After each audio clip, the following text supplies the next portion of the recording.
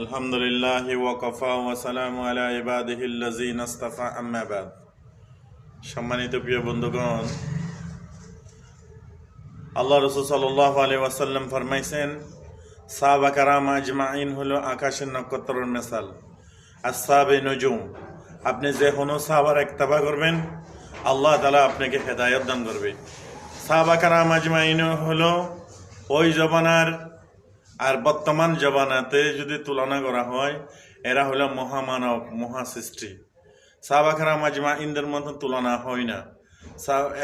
যিনি একবারে শেষে আল্লাহ রাসূল সাল্লাল্লাহু আলাইহি ওয়াসাল্লামের হাতে বায়াত হয়েছেন, কলিমা পড়ে মুসলমান হয়েছেন, যেমন নাকি আবু জাহেলের ছেলে একরামা যেরকম, এবং যখন মুসলমান যখন বিজয় হয়েছেন, তখন যখন এতে যখন একরামা যখন শেষে আয়া মুসলমান হয়েছেন, তারপরেও একজন শেষে